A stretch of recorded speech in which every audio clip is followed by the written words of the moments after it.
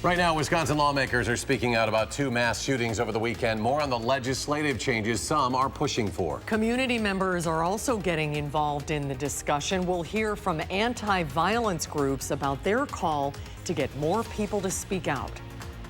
Frustrating, frustrating for the general public. For law enforcement, we still got to do our job. Police say a man arrested for a fatal crash in Rock County has a lengthy drunk driving record. From the Channel3000.com Alert Center, this is News 3 Now at 6.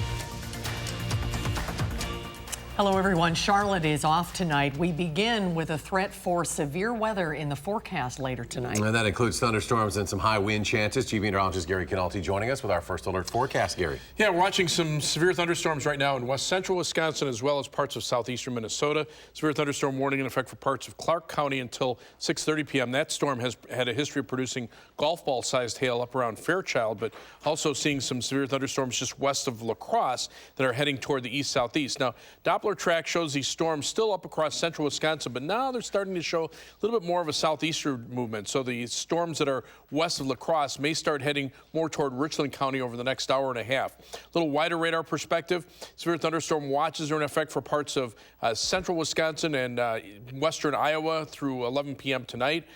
Severe weather outlook, an enhanced risk of severe thunderstorms for high winds from Madison on toward the north and west. The storms may weaken a little bit over southeastern Wisconsin, a little less of a risk there. 85, the current temperature in Madison, La Crosse still at 86. Those areas haven't seen the storms yet, but you can see the dew point temperatures in the lower 70s and 60s across much of southern Wisconsin. Heat index right now 86 in Madison, but it feels like 91 in La Crosse. And that's what's fueling the thunderstorms. But right now, nothing imminent until later on this evening. Temperatures will fall to the lower 70s by midnight. Tomorrow should be a drier day with high temperatures in the lower 80s. Still a fair amount of humidity. That's your News 3 Now First Alert forecast. All right, thank you, Gary. In the wake of two mass shootings this weekend, Wisconsin lawmakers are calling for change. Community members are mourning the 22 people killed at an El Paso Walmart. The suspected gunman allegedly posting a racist anti-immigrant manifesto before the rampage. In Dayton, Ohio, 9 people are dead, at least 27 others wounded after a shooting in a popular nightlife district. Officials are still looking for a motive there. Right now, Governor Tony Evers in Wisconsin calling for the Republican-controlled legislature to pass a universal background check bill. The governor said he would look at all options to make sure the people of Wisconsin are safe, including possible executive orders. The governor also spoke today about the 7th anniversary of the Sikh temple shooting in Oak Creek, where a white supremacist killed 6 worshipers. When we see, people by the scores being murdered because of their heritage, a proud heritage that our country should be embracing instead of pushing back on, that's a problem. We as a state and as a country have to take a stand, and I believe legislature is part of that. And I think we need to look to them and us for leadership. Governor Evers also announced his support for a red flag law today. That's an idea that Wisconsin Attorney General Josh Kaul championed on his inauguration day this year. Our Rose Schmidt sat down with him one-on-one today and joins us to explain what it means. Rose? Yes, well, Attorney General Kaul tells me it's time for state lawmakers to debate a red flag law, which would allow family or law enforcement to petition a court to take away someone's firearms if they're a danger to themselves or others. Kaul says preventing gun violence should be bipartisan, and this is a rare issue where he agrees with President Trump. Democratic Representative Melissa Sargent introduced legislation on the red flag law in 2017 and is drafting a new bill she'll introduce this fall. The Attorney General is hoping to engage the GOP in that conversation. I think there are some details that we need to discuss, and I think we want to bring in a broad group, and hopefully that will incorporate Republican members of the legislature, because as I said before, there is no reason that this should be a partisan issue. The day that we assign some mental health police to decide who can and can't own a gun, we might as well walk over to the Smithsonian, pull out the Constitution and drop it in the shredder. That was the head of the group Wisconsin Carry. He says the red flag law and background checks are not the way to prevent mass shootings. Instead, he encourages more people to get concealed carry permits and learn how to protect themselves if they do encounter a shooter. Republican legislative leaders could not be reached for comment today on whether they would support these proposals. In a statement today, Republican U.S. Senator Ron Johnson signaled support for red flag laws. He called for reevaluating, quote, how our society treats mental illness to keep firearms out of the hands of people who pose a danger to themselves and their communities. Senator Johnson says there are no quick fixes, but there are, quote, effective bipartisan actions that can be taken. Action is also taking place on a community level. Wisconsin groups are advocating for tighter restrictions in light of the mass shootings. Gabriella Becerra shares how some groups are inviting the community to get involved. Gabby? Wisconsin Anti-Violence Effort and Moms Demand Action are just two groups that advocate for tighter gun laws and promoting education. They see an influx in participation after mass shootings, but they say they need to see that support all of the time. Just saying, no, this is not us. Reverend Jerry Hancock has been a part of Wisconsin Anti-Violence Effort for almost 20 years. I think most importantly, we have to do something, because what we don't condemn, we condone. He calls gun violence an epidemic and says it should be viewed as a public health crisis. The lack of any response from our legislative leaders, both statewide and nationally, to the epidemic of gun violence has led people to believe that this kind of behavior is acceptable. Heather Driscoll was at a Moms Demand Action gathering in Washington, D.C. when the news of two mass shootings broke. I was able to sit with some moms from Texas and some students from Texas, and they were devastated. They were in disbelief. It was really shocking for everybody to hear about this tragedy. Both groups say they see an increase in activism after mass shootings happen. People have busy lives, and when these sort of tragedies come up, people are paying closer attention to them, and that's why it's important that during times like this we take action.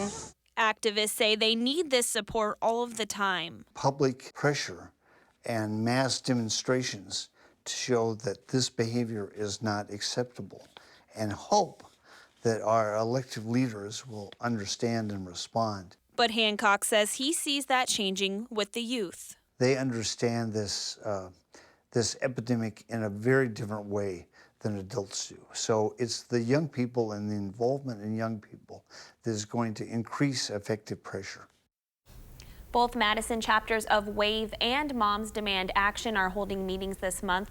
We have more information about those meetings on our website, channel3000.com. All right, Gabriella, thank you so much. A live look now at a wind turbine in Columbia County that caught on fire. This is at the Glacier Hills Wind Park on Highway 33 between Randolph and Friesland. The fire started before 4 this afternoon, and crews are still on the scene now. There are no visible flames anymore, but you can still see the smoke. We Energies officials confirmed the fire posed no threat to the public and did not impact any of the 89 other turbines at the farm. Investigators are working to figure out how the fire started. Also in Columbia County, one person is hurt after a suspected drunk driver crashed into their home.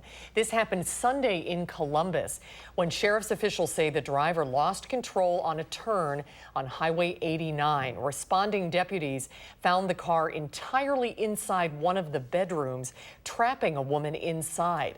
The extent of her injuries is unknown at this time. The driver, a 30-year-old man from Waterloo, was injured but is expected to be okay. The sheriff says he will face criminal charges. Police say the man arrested for a fatal drunk driving crash in Rock County has been arrested for drunk driving before. Not once or twice, but 3 times. Rock County reporter Adam Duxter joins us from our bureau at the Janesville Gazette with why police say it was still legal for him to be on the road. Adam? Well, Eric and Susan, that's the very question that's been frustrating a lot of our viewers online today. But we are learning more about the man arrested in last night's fatal crash and why he was allowed on the road to begin with. Magnolia Township resident Donnie Short says the intersection near his home is prone to accidents. A few years back, they cut down the pine trees to make it more clear and more open. But now it looks like the biggest problem, people are running the stop signs. Last night, police say it was just that.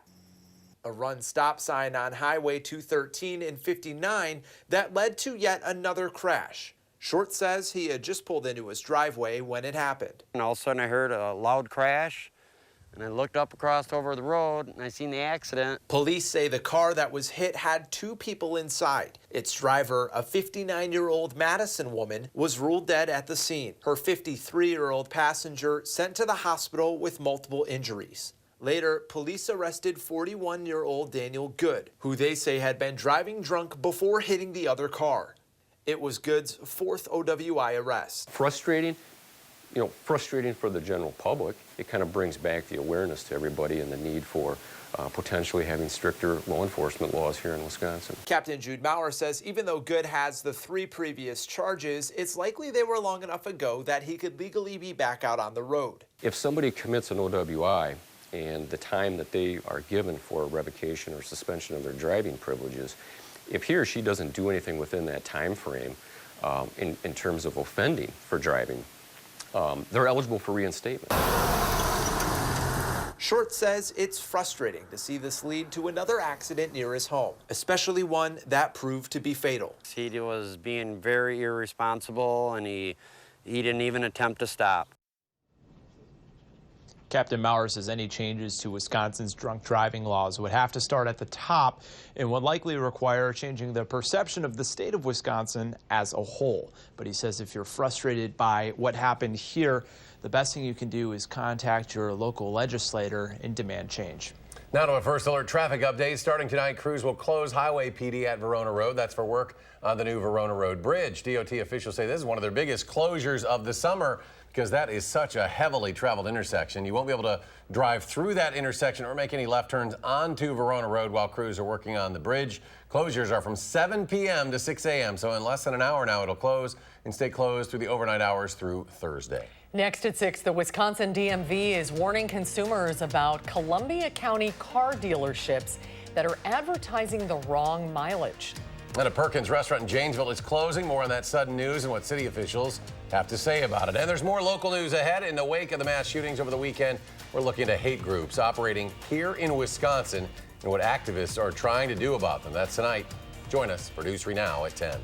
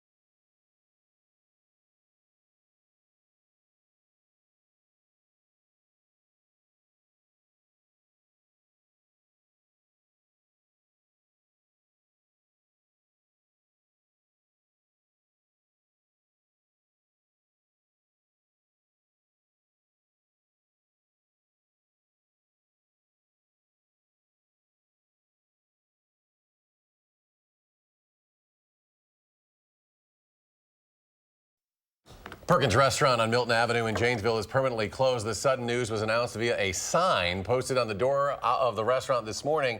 Comes after Perkins' parent company filed for Chapter 11. And Janesville's economic director Gail Price says the city was given no warning that this would happen. He believes 50 to 80 people are now out of their jobs. New at 6, 2 Columbia County car dealerships have had their licenses revoked. The Wisconsin Department of Transportation Division of Motor Vehicles revoked them after finding Best Motors and Manhattan Motors, both in Arlington, sold vehicles with mileage discrepancies. That is a violation of state law. Searching for childcare is one of the biggest burdens on any new parent, but paying for it puts many families over the edge financially. Jessica Bowden and her husband know firsthand just how difficult it is to find childcare in the Madison area. Took them over a year on a wait list before they finally got their son Milo into an in-home child care center. The stress was certainly high as they looked at the hundreds of dollars a week it takes for high-quality care. And they're not alone. Tonight on News 3 Now at 10, our Josh Sprider shows you how to afford child care in the Madison area. More local news now. You still have plenty of time to stop by the Wisconsin State Fair. Grammy Award winner Rick Springfield, country band Old Dominion, and funk legends the Isley Brothers will star on the main stage throughout the next week. And you may see some other famous faces in the crowd visiting the State Fair. Today, that 70s show star Topher Grace posted on Facebook, big shout out to the 5 people who didn't shout, "Hello, Wisconsin," at him.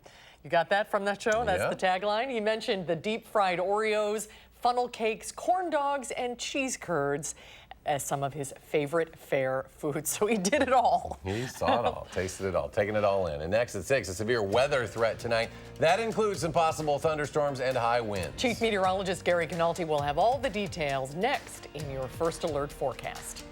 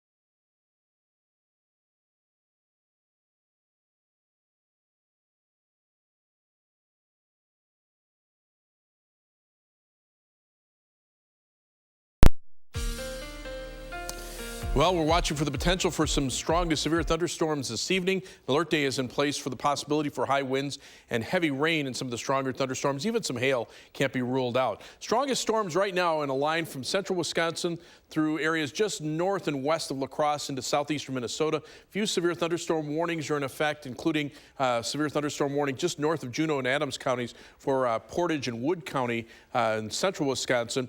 But these storms are going to form a line and start sagging more toward the south and east. This is future radar over the next 3 hours. And you can see how that line of storms kind of solidifies a little bit, but you start seeing at least a fewer number of the stronger thunderstorms in there, where you see these little purple areas where the potential is there for some hail.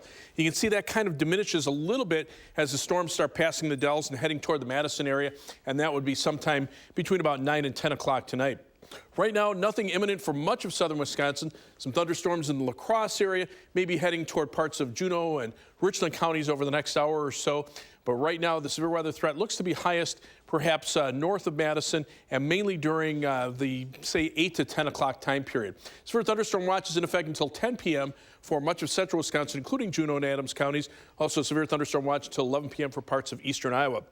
Storm Prediction Center has an enhanced risk of severe thunderstorms, with high winds being the main threat north and west of Madison for tonight.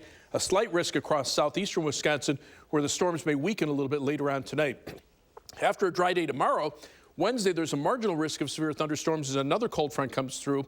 We'll have to watch out for gusty winds and hail with the strongest storms there, but that'll be followed by a break in the heat and humidity. Rainfall amounts in areas that get heavier thunderstorms could be excessive. Could be looking at general 1 to 2 inch rainfalls tonight over southern Wisconsin. And then as the storms on Wednesday come through, perhaps another ½ inch to 1 inch of rain in some spots. So that could lead to some localized flooding.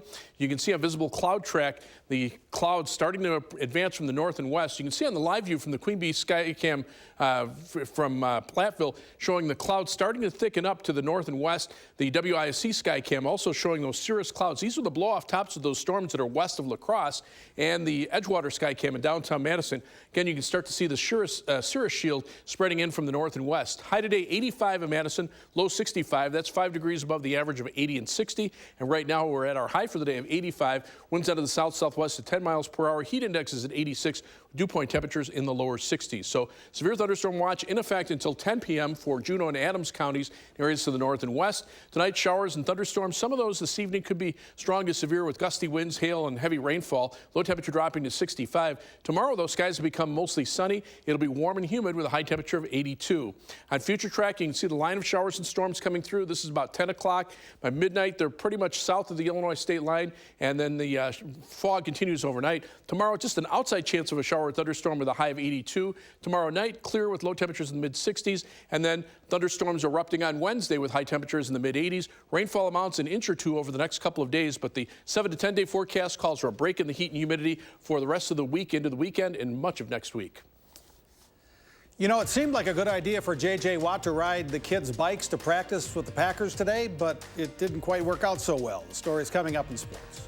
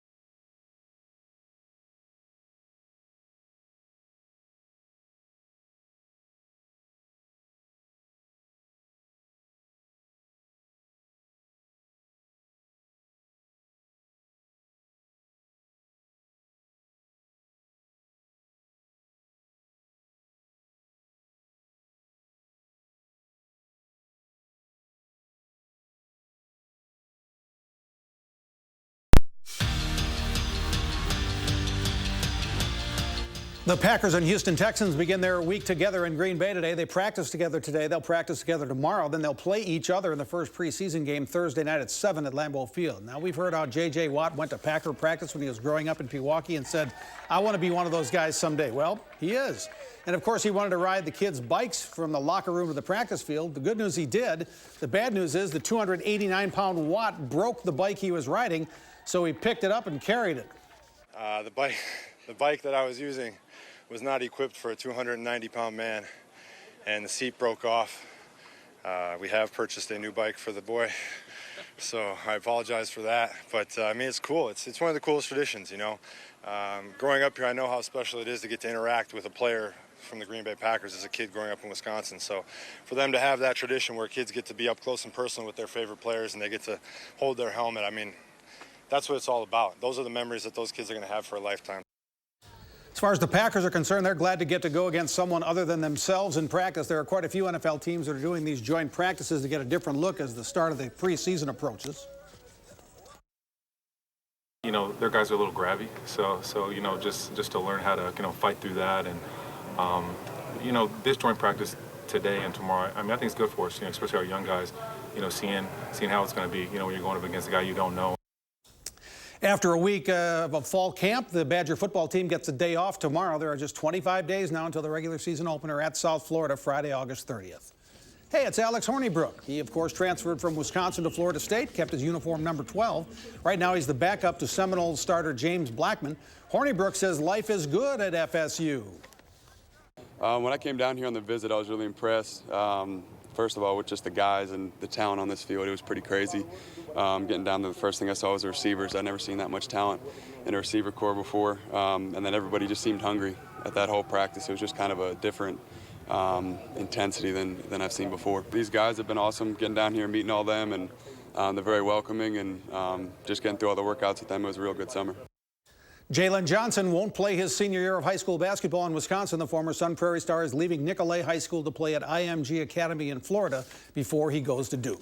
Brewers have another starting pitcher on the injured list. Really, another one. Zach Davies out with a bad back. That's the fourth starting pitcher the Brewers have on the IL. They just started their game in Pittsburgh tonight. Christian Yelich has already hit his 38th homer of the season in the first inning. And yesterday at Westside Swim Club, Ridgewood won the All-City Swim Meet. And at the end of the day, they do what swimmers do when they win the championship. It's everybody in. It's the fourth time in the last 5 years Ridgewood has won that title.